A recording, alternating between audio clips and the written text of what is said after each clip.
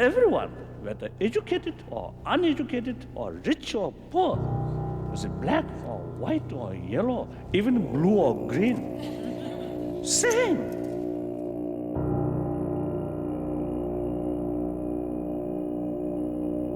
I do not consider politics itself something wrong, but because of people who are into politics, they use politics in the selfish motive. So that's why politics become dirty. And religion also. If individual people use in a wrong way, then religion also becomes dirty religion. Here I enjoy the freedom of speech, freedom of thought, freedom of movement. So when I was about 15, I lost that freedom.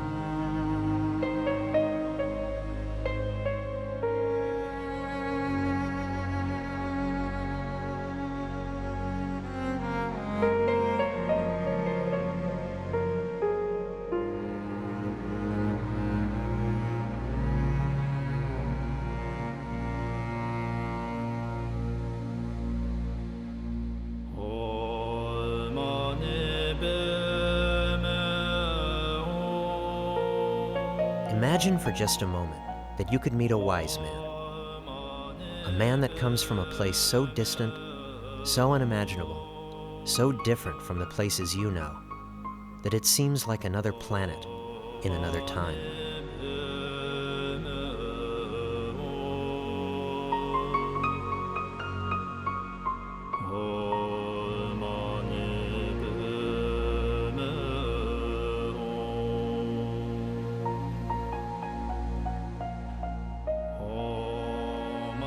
For centuries, his people slept on the roof of the world, dreaming. Their spirit was rich beyond all imagining, but the land was of no economic value. They slept, thinking no one wanted this place but them.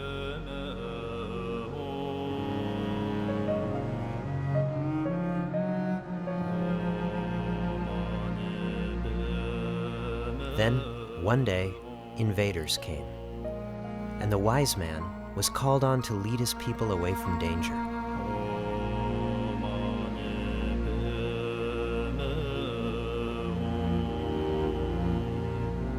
He was not a man born of kings and queens. He was just a simple monk from a peasant family.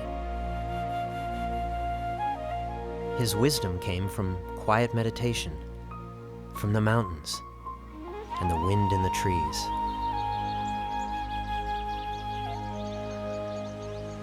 From the rivers and the vast open spaces where a person can truly contemplate the scope and meaning of their lives. To get to this place, I would take a journey of a lifetime. I would travel across India and then across the Himalayas with 10 questions to ask. But along the way, I would find many more answers.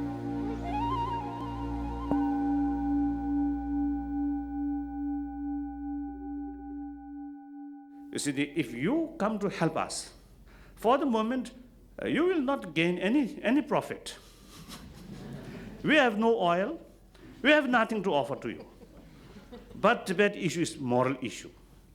And your American ancestors, like you said, Lincoln or Jefferson, I think they stood firmly on moral principle. American nuclear weapon and economic power alone will not create more because of popular. I'm not admire your weapon. I really admire your principle, democracy, freedom, and liberty. Now, your policy, I think, must guide it with these things. So, let American people's heart speak. That's important. Thank you.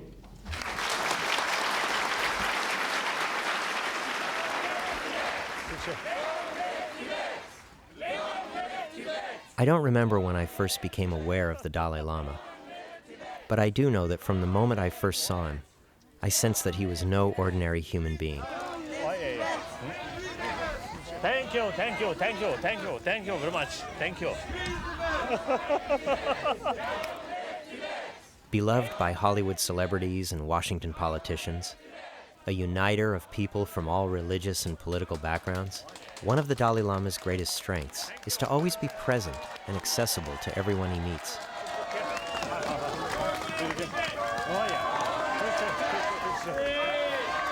When asked who his greatest inspirations are, he answers, "Every human being I meet."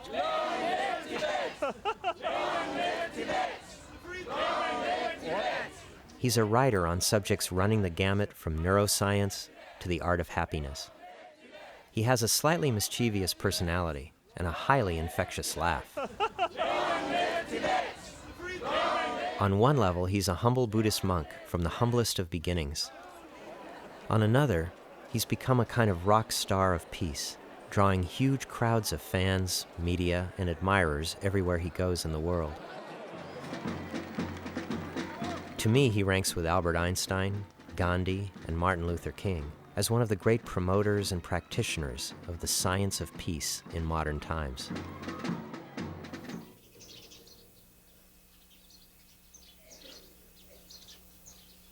He's happiest when he's doing spiritual things. He spends most of his waking energy in the pursuit of a perfect form of enlightenment.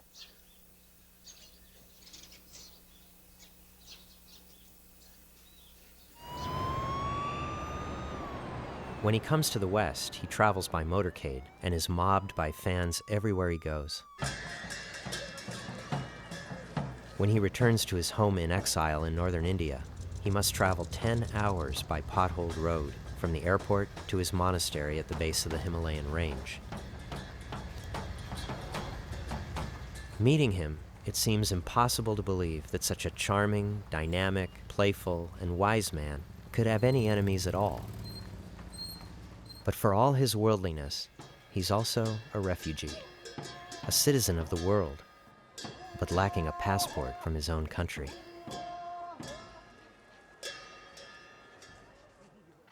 He has a powerful enemy, China, who he has forgiven, and with whom he constantly tries to find common ground.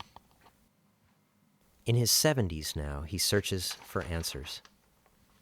As the world embraces China more and more every day, easy answers seem further away than ever.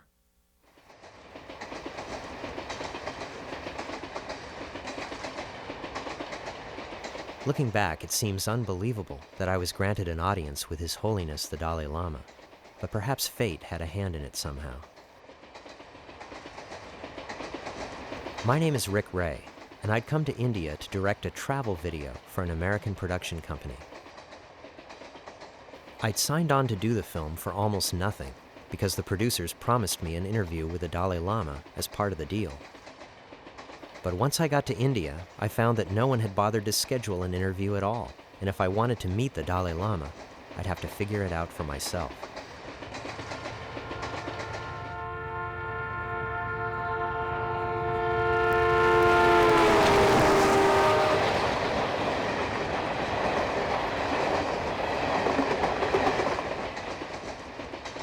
But India works in mysterious ways, and just as soon as I'd given up on ever meeting the Dalai Lama, my chance arrived.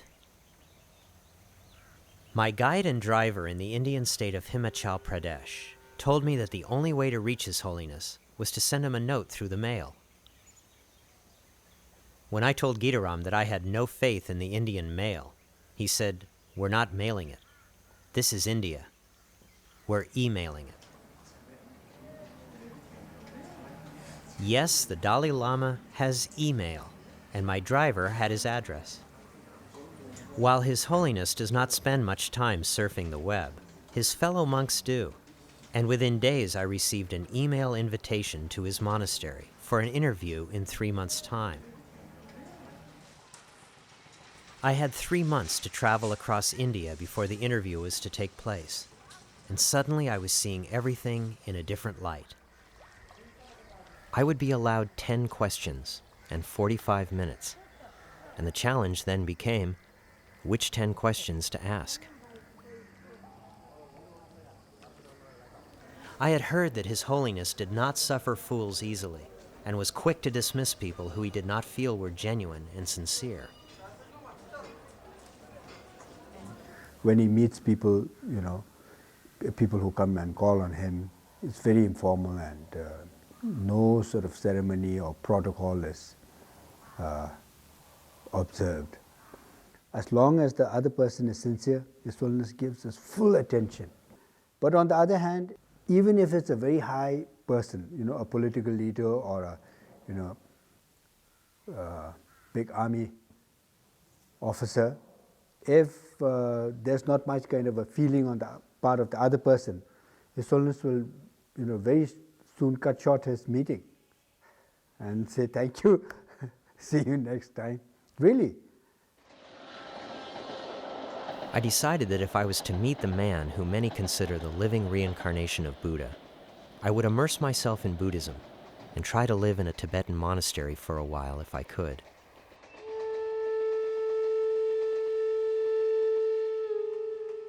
The question I had to ask myself, would I know Buddha if I saw him? I have an image of him which I've developed from eating at Thai restaurants. But who was this man we call Buddha? Siddhartha Gautama was born 500 years before Jesus, the son of a wealthy prince in what is today's Nepal. He lived a life of comfort and luxury, attended by servants and caretakers, his family carefully sheltering him from scenes of India's poverty and suffering outside the palace grounds. One day, as an adult, he glimpsed suffering for the first time, and it changed his life forever.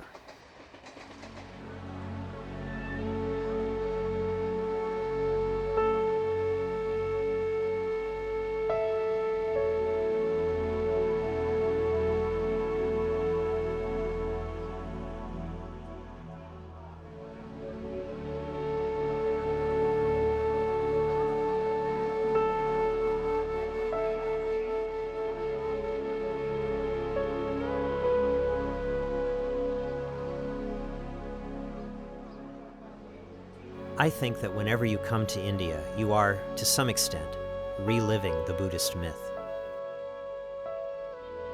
No matter where you come from or how poor you think you are, India puts it all in perspective.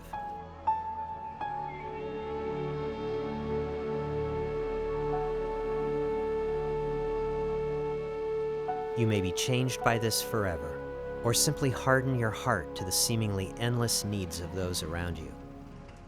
Or you may do as the young Buddha did, strike out on your own, seeking answers to your questions.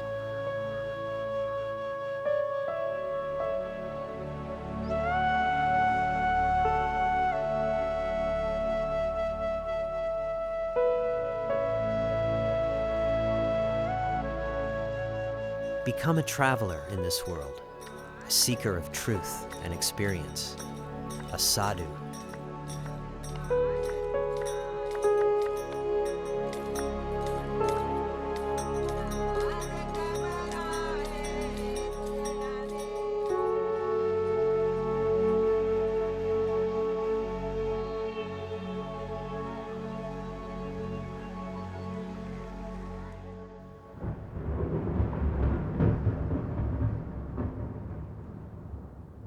As I traveled throughout India, I thought about the Dalai Lama's own journey, where he came from, what his life might have been like, and the extraordinary events that would take him from the most humble of beginnings to become one of the most recognized and beloved figures in the world.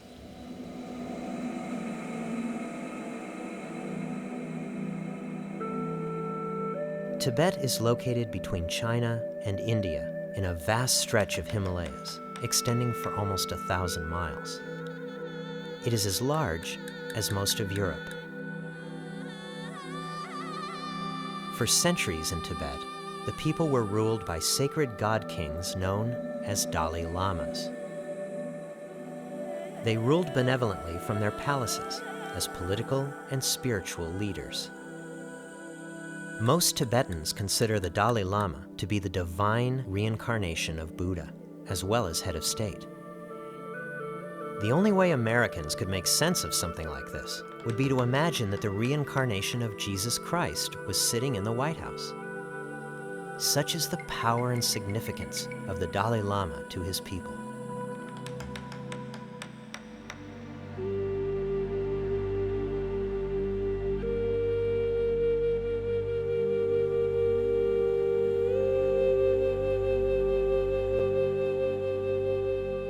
In spite of the unshakable belief of his people, the Dalai Lama calls himself a simple monk and steadfastly denies that he is anything more than human.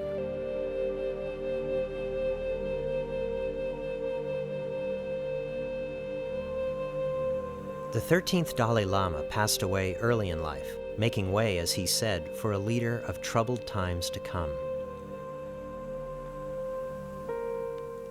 At that time, a search began for a new Dalai Lama, an ageless process filled with great anticipation and mystery. After a Lama passes away, sometimes before the Lama passes away, he leaves some very clear sort of signs as to where the next reincarnation will be born. To find a new Dalai Lama, senior monks set out disguised as ordinary merchants and travelers, scouring the countryside, guided by their instincts. They carefully look for signs in the clouds and in the rivers and in the faces of the people they meet, hoping for some indication to send them in the right direction. They make journeys to the poorest of households, sometimes at considerable effort, eliminating no possibility of finding a worthy candidate, even from the lowest ranks of society. Once a candidate with the right materials to be Dalai Lama is found, the monks perform some simple tests to see if he is in fact the one. They put similar items of the 13 items that belong to the 13th Dalai Lama and an imitation one, few of them like a rosary or a walking stick, a pair of glasses, and then made the child choose. One child in a tiny, poor village in northeastern Tibet chose all his predecessors' possessions correctly and seemed to know much more than he could be expected to about his destiny.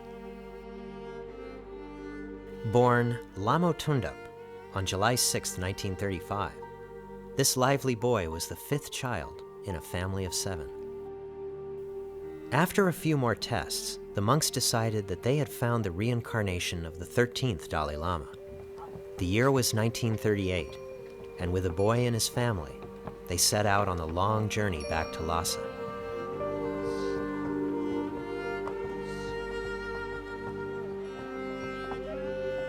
For the young Dalai Lama, it was a journey in reverse of Buddha. He came from a poor family and was heading for a life of luxury and privilege, or so the monks thought. The greatest problem on the 300-mile journey back was that, just like kids on a long road trip, Lamo and his brother fought the entire way, nearly toppling the sedan chair in which they were riding.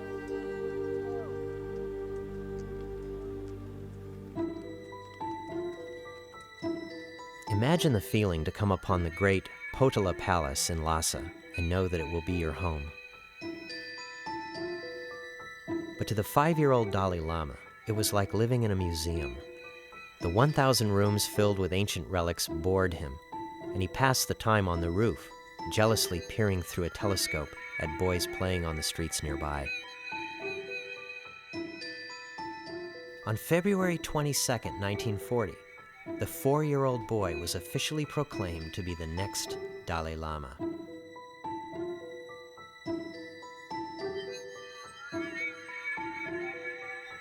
On that day, his head was shaved, and his name was changed to Tenzin Gyatso.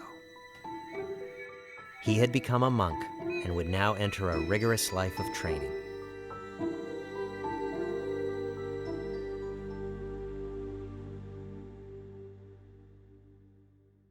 Before I met the Dalai Lama, I wanted to journey to an authentic Tibetan monastery to see how he was raised.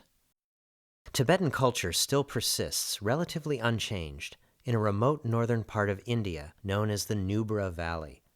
Here, in a tiny sliver of land between Pakistan and China, traditions are practiced unchanged as they have been for thousands of years.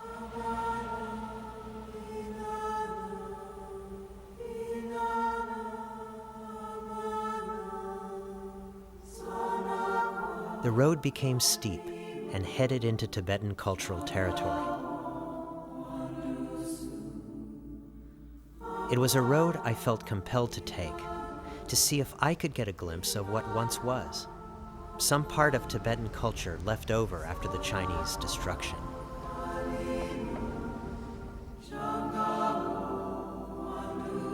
Not everyone had been as lucky as we had on this journey.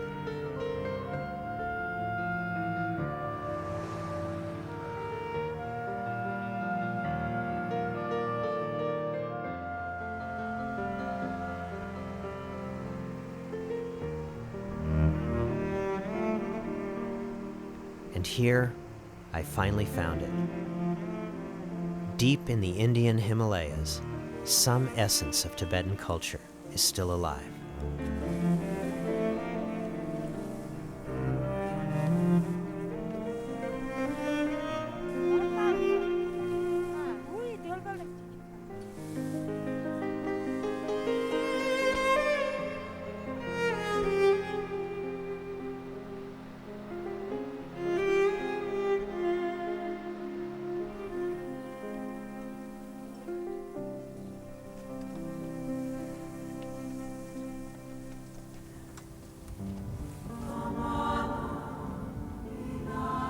At the summits of the mountain passes, prayer flags left by passing pilgrims. Strips of colored cloth whose fluttering sends prayers to high heaven for a safe journey.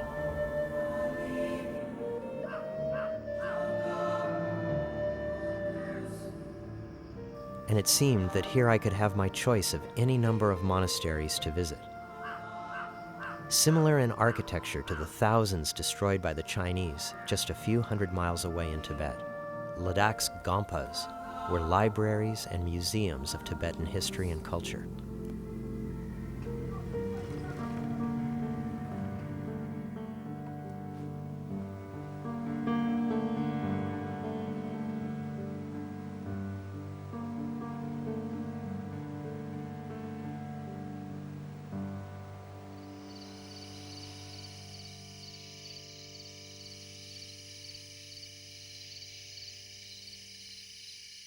In the morning, at 18,000 feet, a breakfast consisting of yak butter.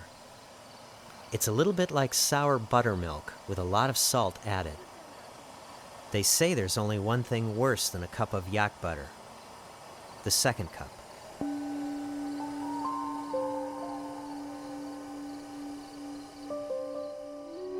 I awoke at dawn at 15,000 feet and then climbed even higher to find a miniature Potala palace looming above me.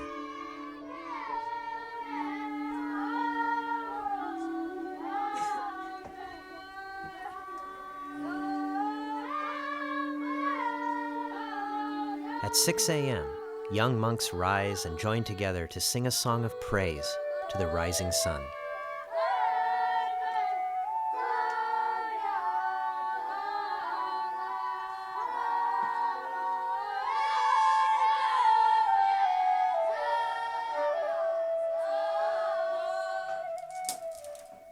Every family in the region strives to send one son to the monastery for a life of religious study and discipline.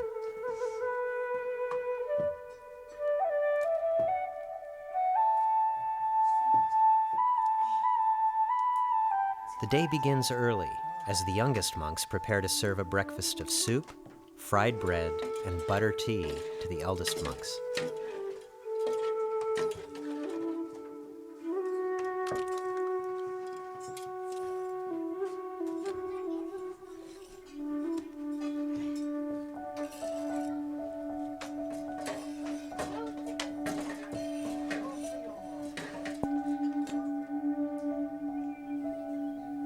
Upstairs, the senior monks and some advanced students lead group prayers, practicing simple meditation to calm the mind.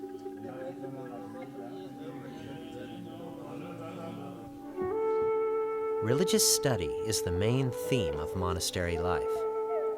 By seeing the peace and tranquility and wisdom of the senior monks, students are inspired to cultivate it in themselves.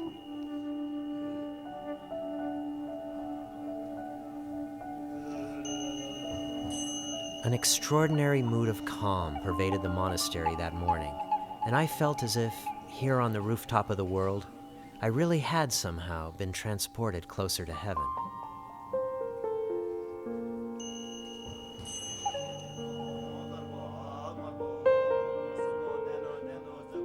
The most fascinating event that I witnessed at this monastery was the construction of a sacred mandala sculpture, a gigantic representation of Buddhist philosophy made entirely out of colored sand.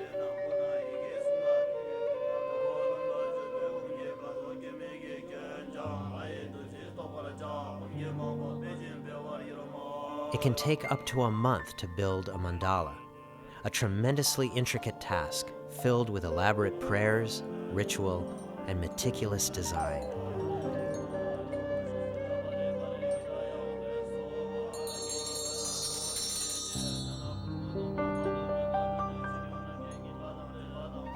The mandala itself is actually a three-dimensional visualization of an imaginary palace. You journey from outside to the center as you go through life.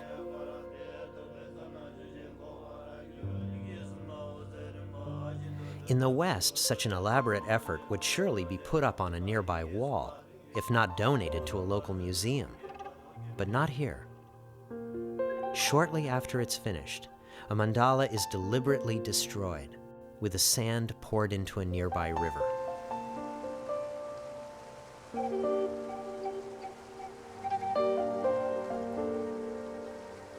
The point is to suggest that all things are temporal on this earth, and attachment to them will ultimately create a feeling of loss and sorrow. How could the Dalai Lama, as a young student at the monastery, have known that his palace, his world, his friends, and even his country would be washed over like the sands of the mandala, causing great loss and sorrow for his people?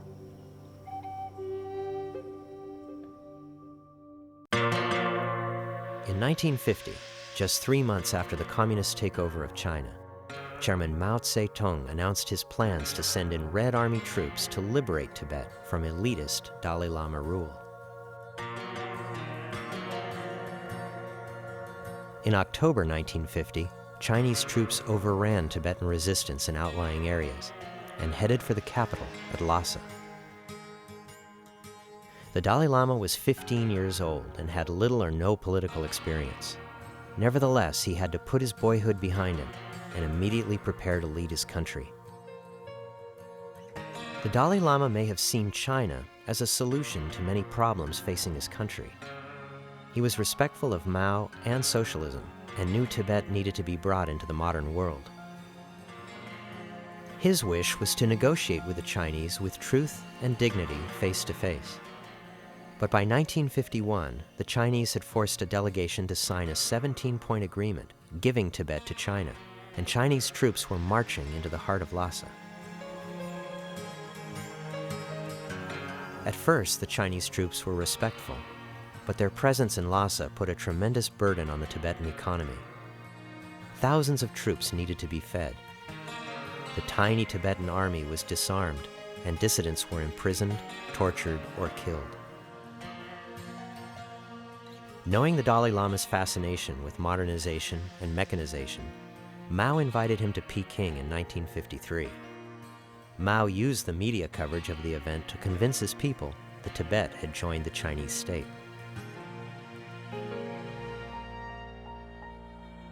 However, the Dalai Lama used the opportunity to explain the uniqueness of Tibet to Mao personally. He believed that Mao was a good and reasonable man, and after they met, the Dalai Lama was almost convinced that China's objective was to leave Tibet's culture alone and only improve its infrastructure. But in his last meeting with Mao, the communist ruler leaned over to him and told him that religion was poison. It undermines and retards the progress of any country, he said. Suddenly, the Dalai Lama realized that Mao was an enemy of Buddhism and that deeper trouble for Tibet was on the way. He returned to Lhasa after a year away, a troubled man. Knowing that the USA was supposedly a great defender of freedom and liberty, the Dalai Lama called on the Americans to help defend himself from Chinese occupation. He got no response from America, whose Christian communities saw little value in the preservation of Tibet's arcane and unknowable religion, and whose business and political leaders saw little economic value in Tibet's protection. Next, the Dalai Lama appealed to his neighbor to the south, India, the birthplace of Buddhism. His speeches were written for him by the Chinese, but after crossing the border, he threw them away and spoke from the heart. His nation needed help. Everywhere he went, the young Dalai Lama made films, like a boy enthusiastically discovering the world around him. But that world was about to crumble. Back in Lhasa, reports of Chinese atrocities abounded. On March 10th, after being invited to a suspicious dance performance alone by the Chinese army, 30,000 Tibetans massed around their god king to protect him. In response, the Chinese began an attack on the Dalai Lama's palaces and on the crowds themselves. Inside the palace, confusion broke out.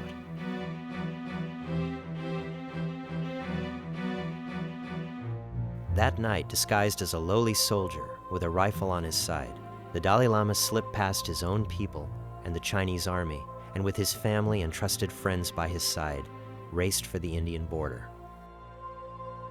After a long and difficult journey through mud and blizzards and suffering from dysentery and fever, the Dalai Lama renounced all agreements with the Chinese and announced the formation of the Tibetan government in exile. In the days that followed, the Chinese shelled and destroyed the summer palace and machine-gunned the crowds outside. In the ensuing weeks and months of chaos, 87,000 people were massacred.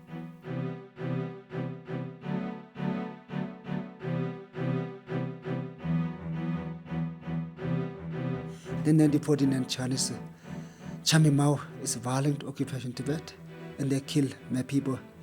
1,200,000 killed, 6,000 Buddhist monasteries destroyed. They need my land. They don't need my people.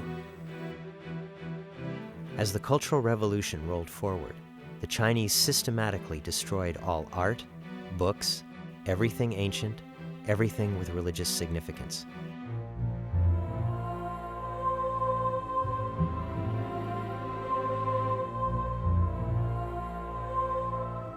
Upon arriving in northern India, the Dalai Lama felt an enormous sense of relief. In India's democratic climate, he could speak his mind freely. Soon, over 100,000 refugees would follow him over the hills, escaping Chinese persecution. Later, the Dalai Lama and the Tibetan community were offered asylum in a small town at the base of the Himalayas known as Dharamsala.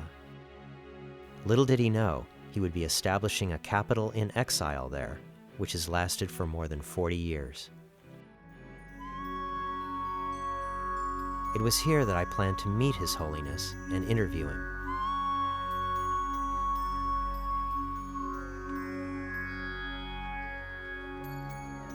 It's obvious the moment you arrive in Dharamsala that this is no ordinary Indian town. Writers, poets, filmmakers, and hippies share the streets with modern young Tibetans, many of whom are too young to remember their homeland. Pictures of the Dalai Lama and mementos of Tibet are the town's best-selling souvenirs.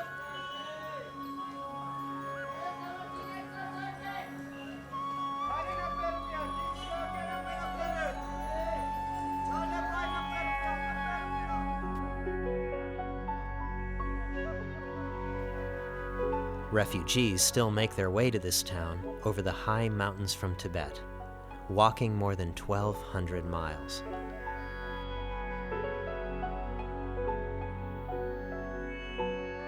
Each one is given political asylum when they arrive, a place to stay and sleep, and a personal audience with the Dalai Lama himself.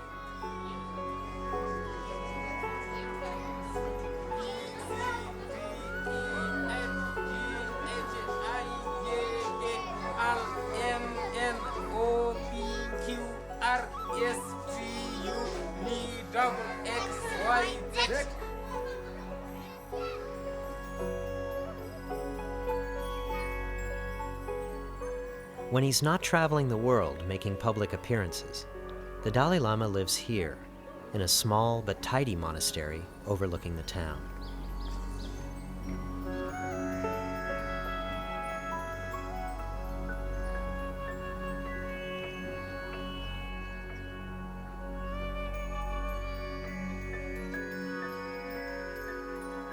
Every morning, the Dalai Lama rises at 4 a.m.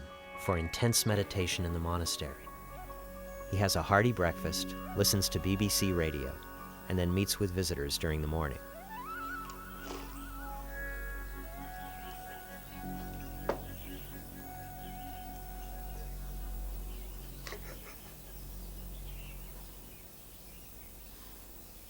His study is filled with non-fiction books, and he's fascinated with quantum physics, astronomy, and neurosurgery. He believes sentient beings may exist on other planets outside our solar system.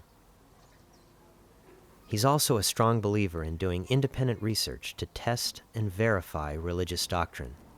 And when science contradicts faith, he's prone to choose science.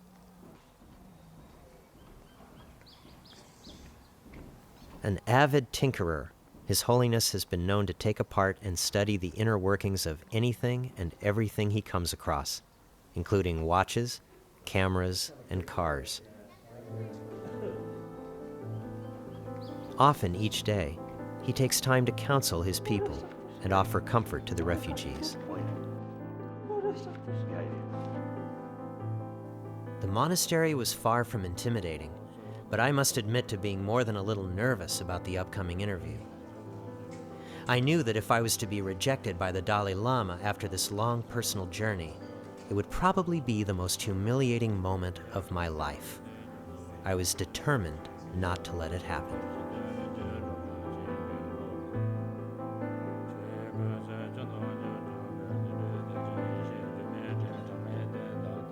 So when the moment arrived and the time finally came, I had no idea what would happen. The cameras rolling, my questions ready, the Dalai Lama turned to me and smiled, and I began.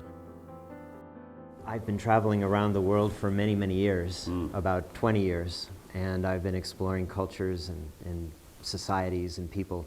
And I've been very lucky in the last 10 years because I've been asked to make documentary films about different countries and to go there and live and really explore them and come to understand them. I told His Holiness that everywhere I'd been in the world, including India, I'd always noticed that the happiest people I met were the poorest. You could go into the worst slums of Calcutta or Bombay and see far more smiles on people's faces than you would see amongst the rich and privileged.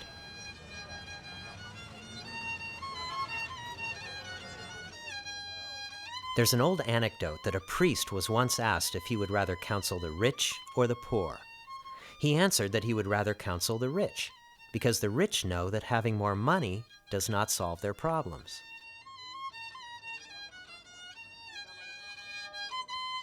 It seems that if you have very little in life, you have very little to worry about.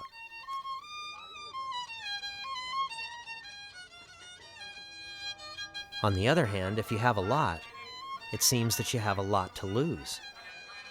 I'd seldom seen the same kinds of smiles on the faces of the wealthy Brahmins of India than I did on the peasants. So why did India seem a much richer country on some level than America? Too much greed, limitless sort of desire, also source of problem, source of suffering, individual also. If you always keep the feeling one more, until the last day, that person never satisfied, always want more. So mentally, that's a very poor person. Always hungry, always hungry. That's someone who is a poor family, but their daily necessity fulfilled, then remain happily.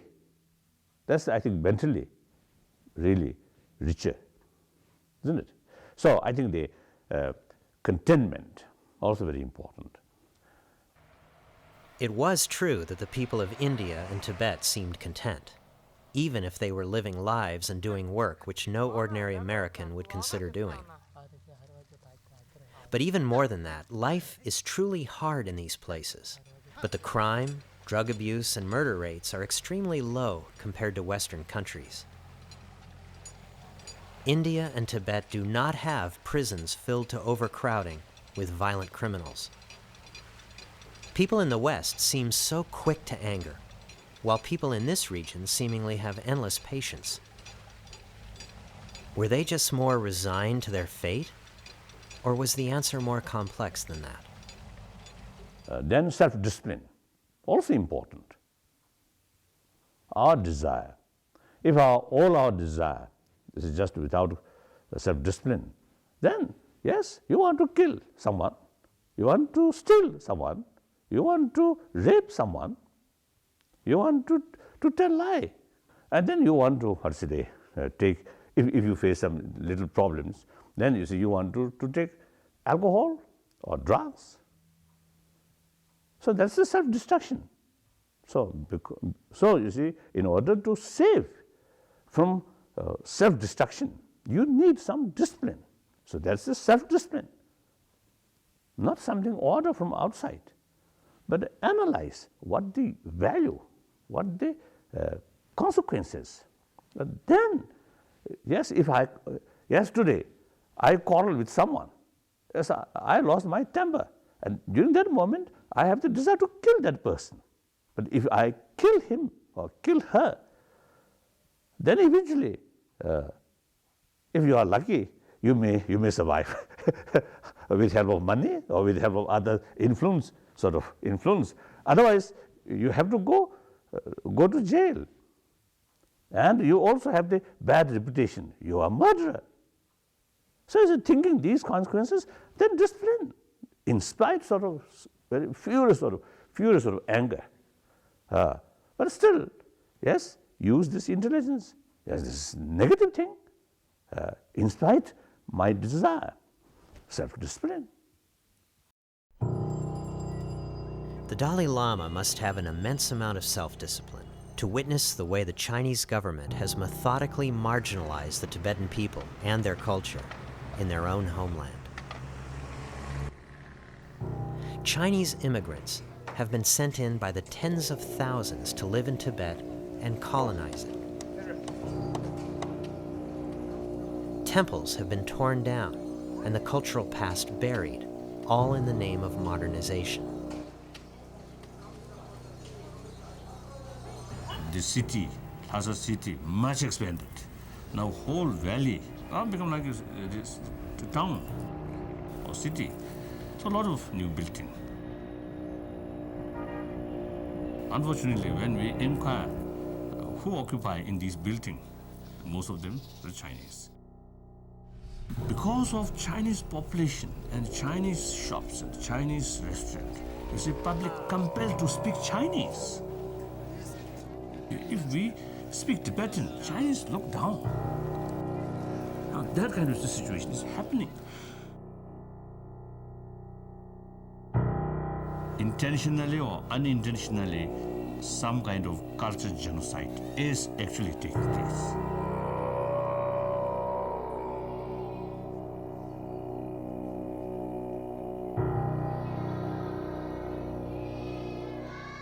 One of the most pressing and urgent issues for the Dalai Lama today has been to preserve his culture in exile before it's lost forever. Music, architecture, art, and dance, which has been destroyed or rigidly suppressed by the Chinese, is celebrated by the Dalai Lama and within the Tibetan community. And yet, in many regions, the world was shrinking and cultural identity was dying.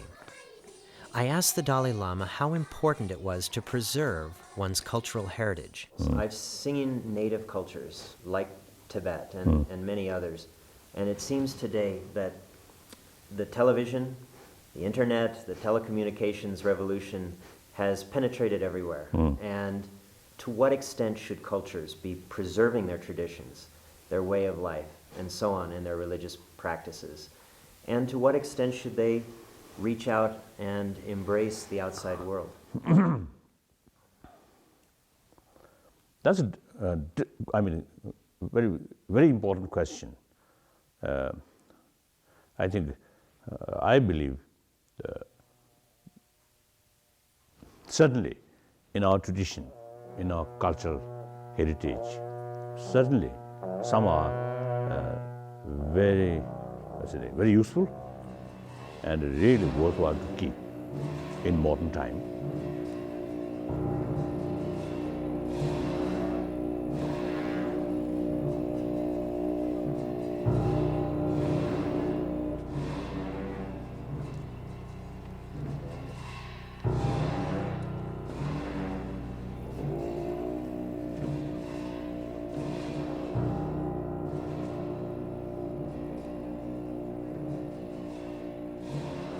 Some cultural heritage, some tradition, reality out of date, should go. So you see, in Tibetan culture, somewhere I think the thinking or habit on the basis of caste, or higher caste or low caste, is out of date. And then the women, the right of what called widow, isn't it? The husband passed, then the widow can't sort of remarry or these things. This practice out of date. There are some other tradition worthwhile to keep. Generally in the East, the close relation in the family, and the father, children, and then I think India, they respect different as a form of life, how to deal with environment, how to deal with animals, and then religious harmony, religious tolerance. These are really, I think, a good example to the world, to community, to humanity. Here again, I'm really amazed with his, very sort of broad and open-mindedness about religious tolerance. This idea of his,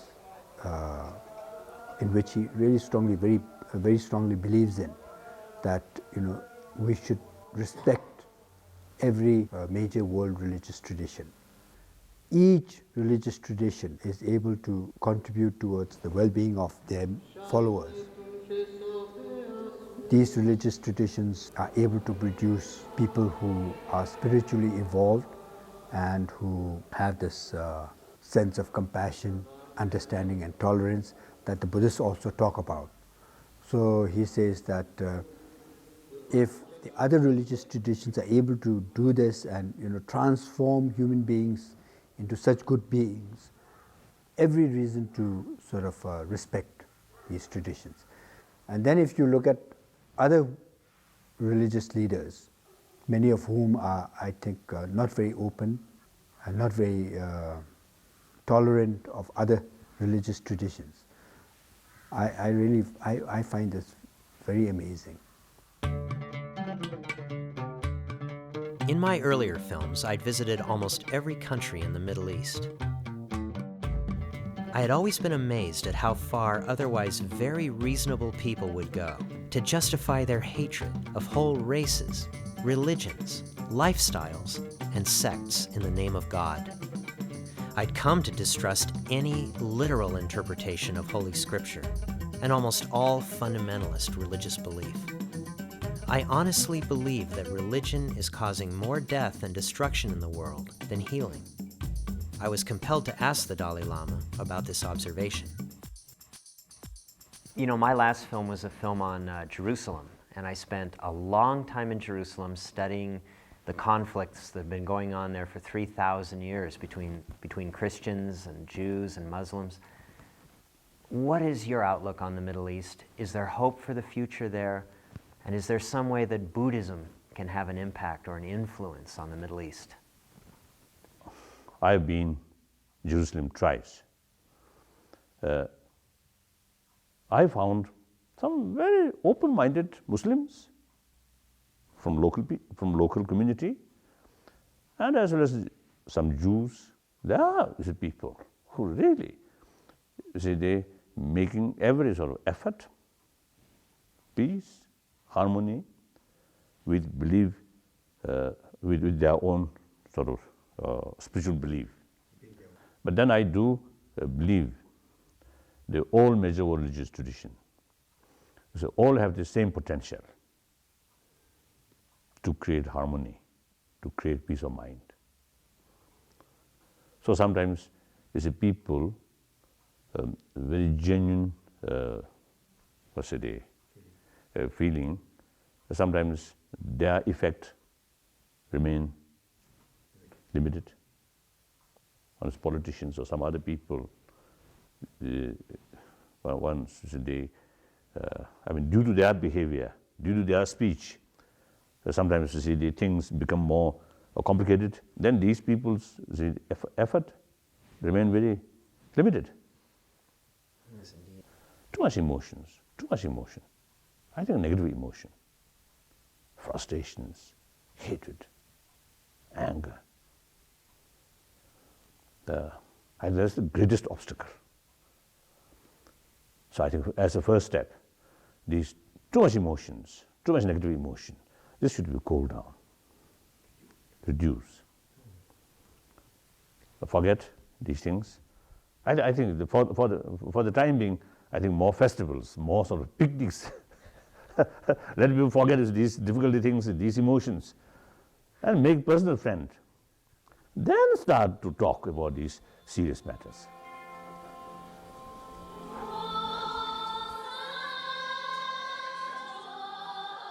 So festivals were the answer to peace in the Middle East. They certainly filled the Tibetan calendar and kept the Dalai Lama busy when he was at home in Dharamsala.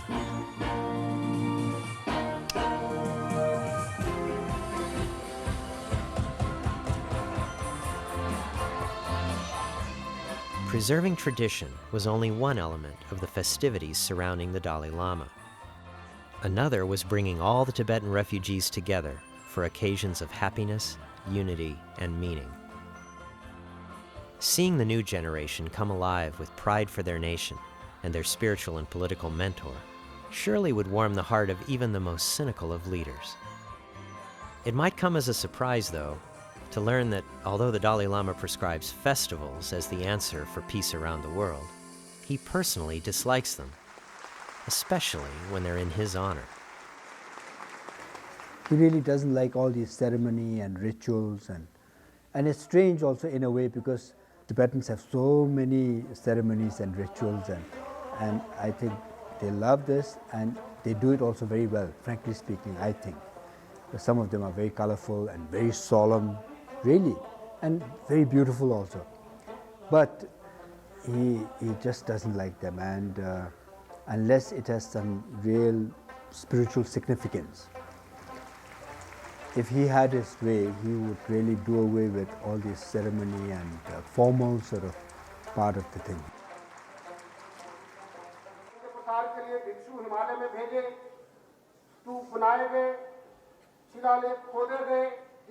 Very often, somebody is making a very nice sort of a speech in praise of His Holiness, and he's doing something else, or looking at somebody nearby. Very often he does that.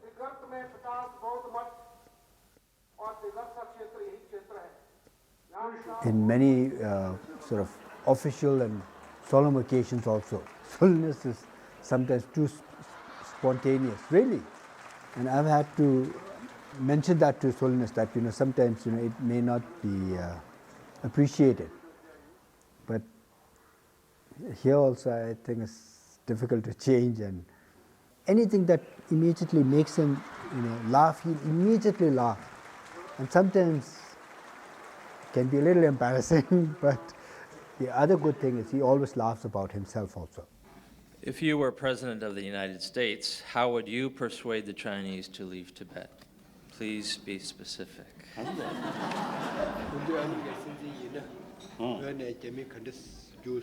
Use this.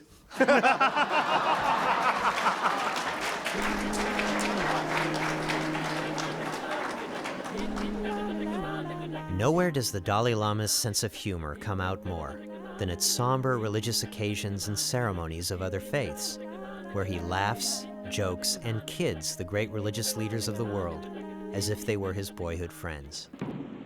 The people from the church who were organizing the Christian side, they were very particular how you step, and who follows who, and then how you walk through the aisle and all that. And then suddenly he's going to see somebody he knows in the crowd. He's going to walk out of the line and start shaking, and so he does this very often. But then over the years, I think many of these things have endeared him to many people in the West, because they see this person who is really totally relaxed, informal, spontaneous. I really appreciate your interest or your concern, and also you are expecting some big news. But I have nothing to offer. Thank you very much. As a political leader, the Dalai Lama is quick to make judgments, but just as quick to admit that he's wrong. A humble quality not usually associated with politicians in any country. This, I find it very amazing, because of course there are countless number of other people who have this false sense of self-importance. Very often, find it so difficult to admit that they're wrong. If you come up with a good reason why he is wrong, he immediately accepts it. During his early travels to the United States and Europe, the Dalai Lama refused to travel first class. As a humble monk traveling the world, he didn't want to stay in fancy hotels or spend money on his own comfort.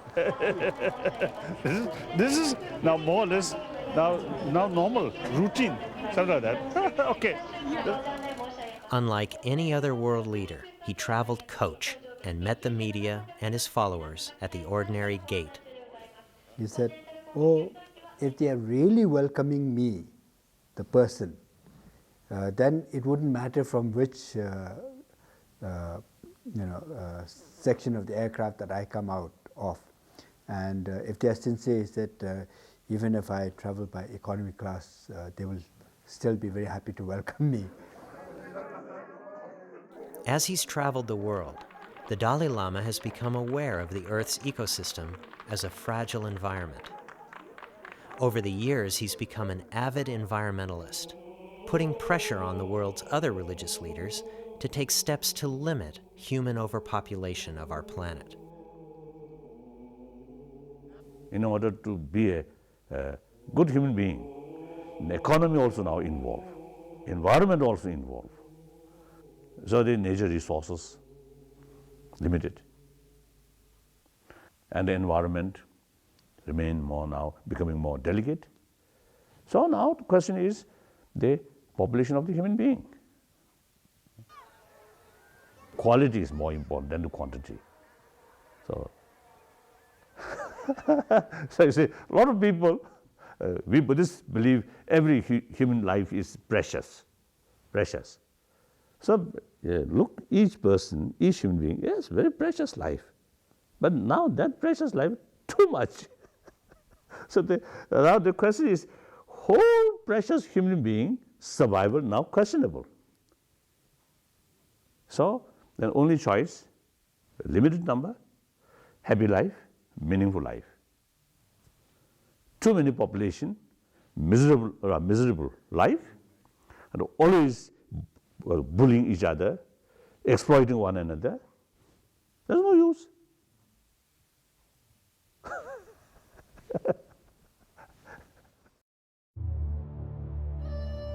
One of the questions I most wanted to ask the Dalai Lama was about China. How does one find a happy, meaningful life under the stern and severe watchful eye of the most populated nation on earth, a country with a huge new economy that everyone wants to do business with?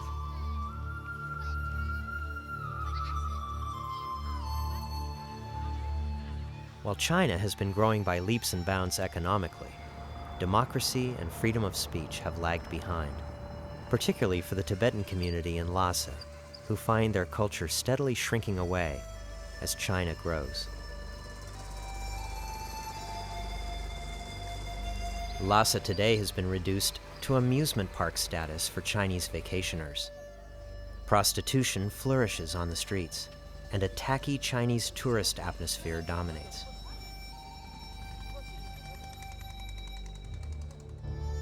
Because of, you see, the large number of Chinese population, then it automatically creates, you see, the situation whether intentionally or unintentionally, Tibetan culture is diminishing.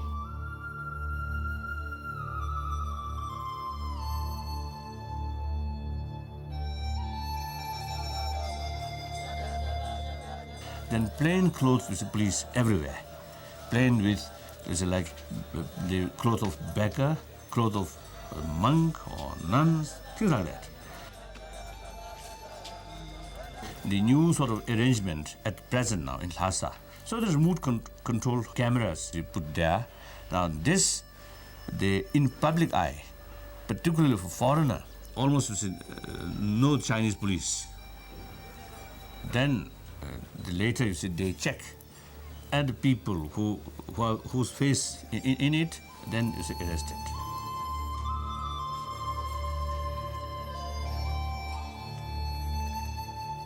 The Dalai Lama's picture is banned from all temples in Tibet. Possessing a photo of His Holiness or speaking of him in public can result in interrogation and a possible prison sentence. Upon seeing the hardships imposed on the Tibetan people by the Chinese authorities, I was ready to never buy another Chinese product again and encourage my friends to boycott any American businesses with interests in China. It was with considerable surprise that I learned that the Dalai Lama favors active engagement with the Chinese government and the Chinese people as a solution to Tibet's problems.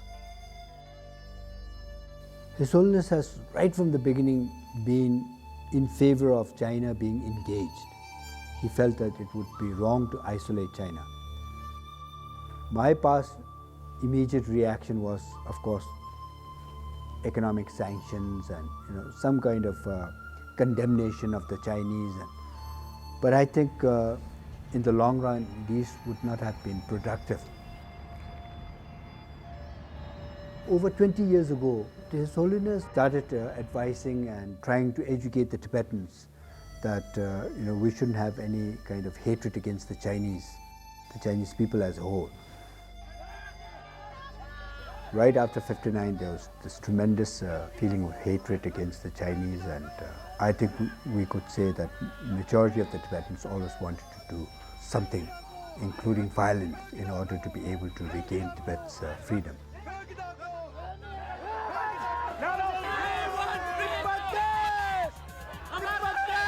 In spite of emotional protests all over the world in favor of Tibet's independence, the Dalai Lama will tolerate no violence whatsoever in his name. India! Free Tibet! Free Tibet! Long live the Dalai Lama! Tibet is never ever been a part of China! Citing the method of his personal hero whom he never met, Mahatma Gandhi, he counsels passive, peaceful resistance as a means to shame China to its senses. There seem to be parallels between your efforts in Tibet and Gandhi's efforts for India. Yes, there are similarities and also differences.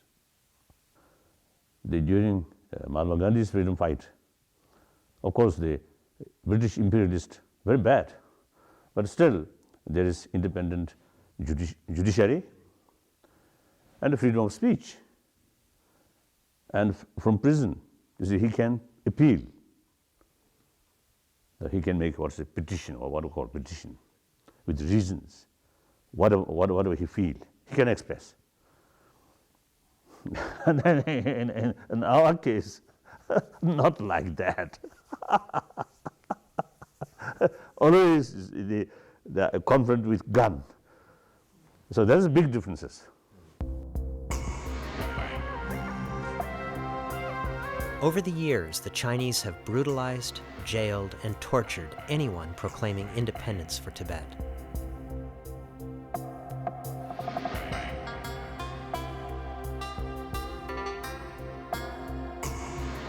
Tibetans in China live in a near constant state of fear as China suppresses any suggestion of freedom and independence.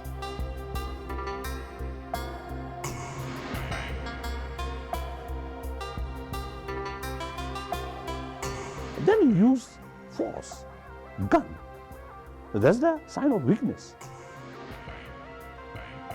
So that's I think the power of truth. The power from gun. Short term, yes, very decisive, it's very powerful, but long run, the power of gun cannot remain. Power of truth, time goes, even increasing.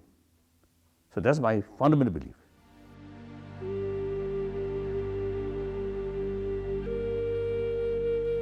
I couldn't help but think what kind of world we would live in if other leaders insisted on peaceful solutions to international problems and actively set that example of patience and wisdom for their own people.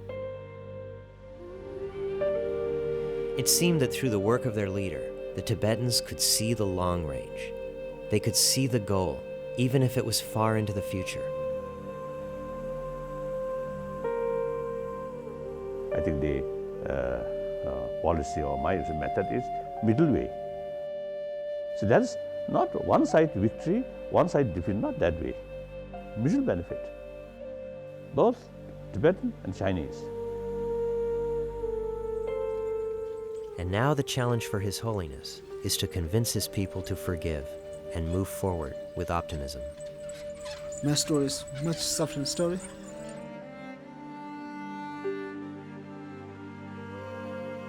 In 1988, April the 18th morning, the Chinese police come to my house. They captured me in prison.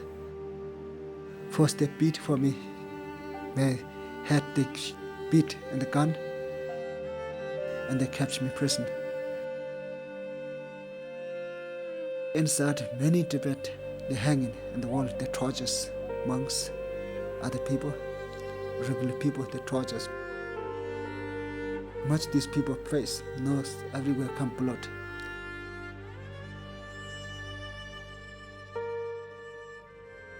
The tortures. I talked to Dalai Lama. I said, no, I don't like monk. I like fighting now. I think of peace, no work. Now we have fighting. We need a weapon, fighting now. The Dalai Lama, he hugged me and he said, it's violent, it's no work. Violent against our religious. Violence making no change to our course. Peace, smiling, warm, share, and explain. This is more powerful.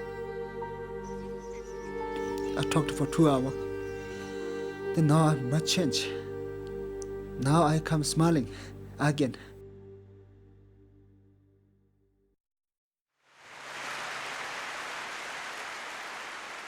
In 1989, the Nobel Committee gave the Dalai Lama its prize for peace for his consistent stand against violence. He took the occasion to remind the world of his causes. I am no one special, but I believe the prize is a recognition of the true value of altruism, love, compassion, and non-violence. I accept the prize with profound gratitude on behalf of the oppressed everywhere and for all those who struggle for freedom and work for world peace. The humble monk with an international reputation had been living on less than $10 a day at his monastery in Dharamsala. The award money from the Nobel Committee made him a rich man. His first act was to give it all away to charity. I want to do something for those people on this same planet who are facing starvation. In the town of Dharamsala, there are whispers that the Dalai Lama's methods of peaceful resistance have failed, and the only way to get the attention of the world these days is through force. Emotionally, every Tibetan, including myself, would like to see an independent Tibet and nothing to do with the Chinese. But from a practical point of view, I think that would be very difficult to achieve, at least at this time. While tiny demonstrations of protest were heard locally around the world in favor of Tibet, giant corporations who control the business of information were agreeing to do things the Chinese way. Internet search engines Google and Yahoo, upon which millions of Chinese depend for information, had recently agreed to censor their China search engines in order to gain access to this vast and lucrative market. Entering Dalai Lama in the Yahoo China search engine yields only Chinese-approved results, all articles and papers critical of the Dalai Lama and his regime. The power of truth must come through openness and through information, through, I think, the freedom of speech, freedom of information, or I think the openness, an uncontrollable sort of information channel. That is to them dangerous. To us, always a benefit. Our Chinese brothers and sisters side, not whole Chinese brothers and sisters, but some of the Chinese brothers and sisters, you see, they deal with Tibetan issue. A lot of lie, a lot of distorted information. Our side, we always deal with openness, truthful, honest. We don't need any lie, any distorted information. What really happened? Our cause is just cause. We have nothing to hide.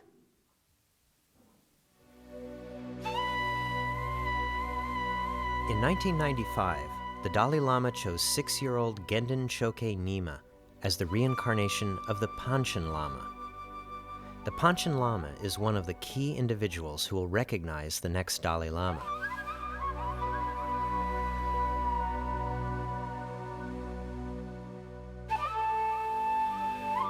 The boy and his family disappeared within days of the announcement.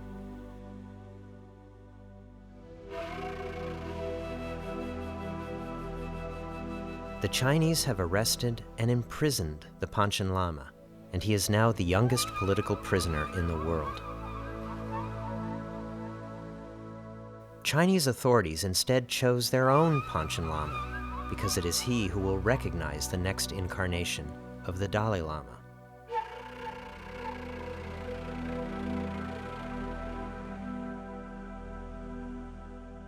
The cynical sight of Communist Party officials selecting the next incarnation of the Panchen Lama fully demonstrates the extent China will go to impose their will on the Tibetan people.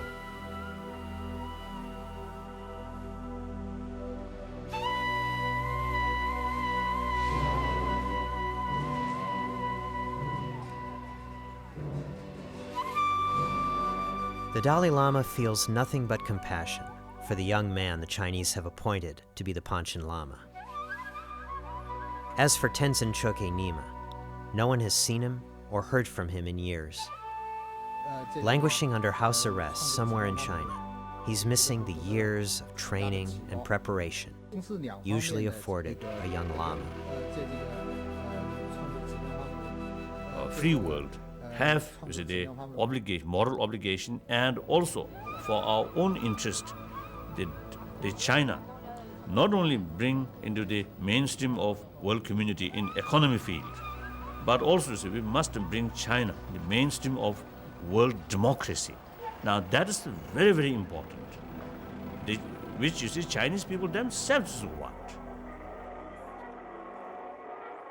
Now today, one category, the top leadership, Communist Party, their only concern is power, in the name of stability, peace and stability. Peace and stability, of course, important, but under rule of terror is not good.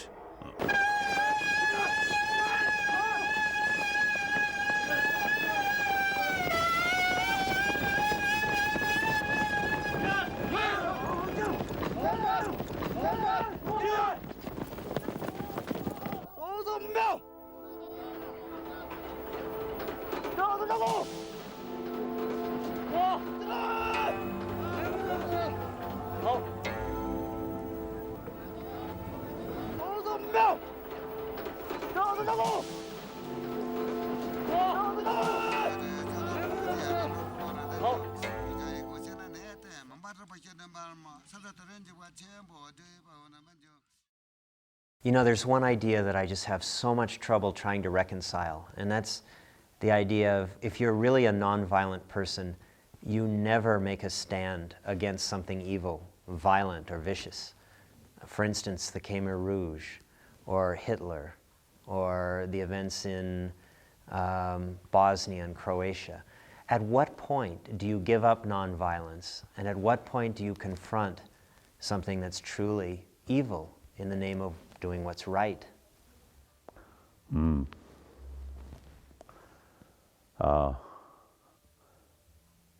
Basically, the non-violent method is the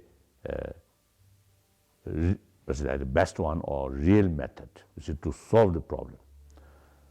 But because there's some immediate danger, something happened, so protect oneself in order to deal that problem for next week or next year. If you die today, then no one pursues it that way. So something like I think measure for protection oneself.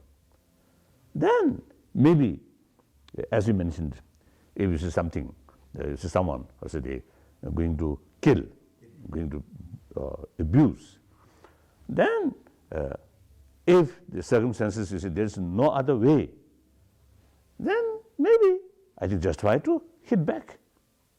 But this is just protection.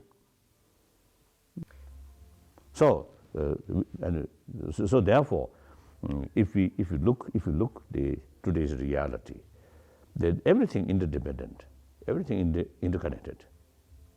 So it's my interest very much related with their interest. Their interest is actually, long run, my own interest also involved. Therefore, destruction of your neighbor, destruction of so-called your enemy, is actually destruction of yourself.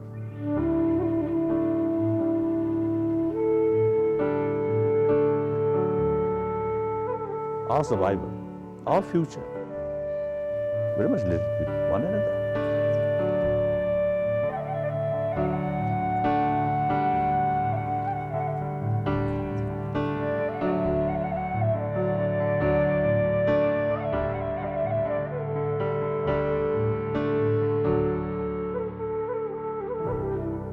So therefore, concept of war, destroy your enemy,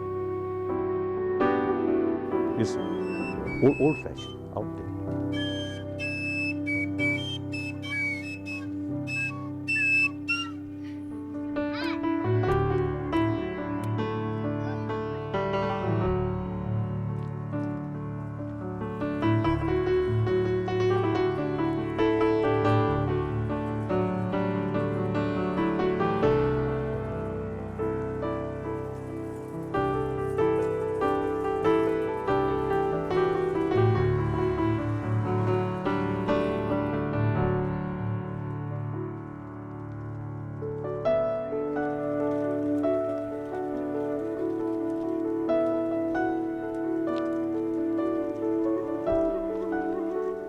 Will there be another Dalai Lama?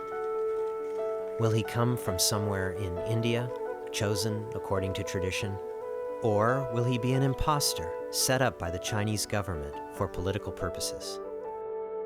As far as he himself is concerned, he's made it very clear that whether the institution of the Dalai Lama should continue or not, it's entirely up to the Tibetan people.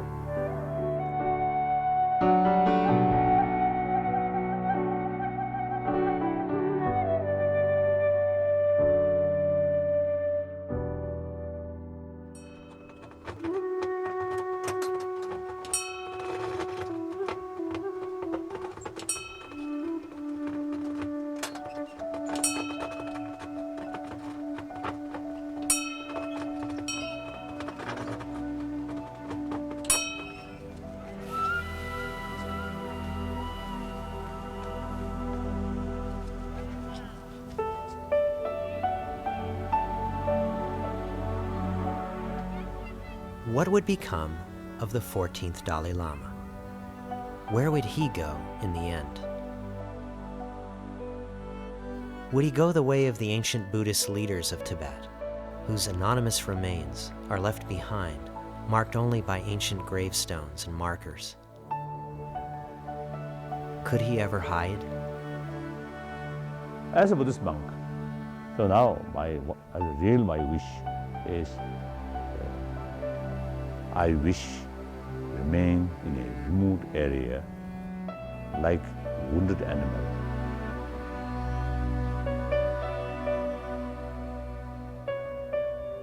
And all energy, all time concentrate on spiritual practice.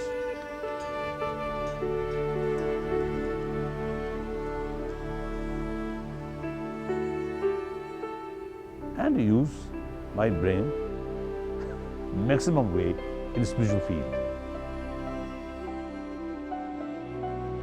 Without much expectation. If too much expectation, then at last day I may regret. So without much expectation, but spend some years.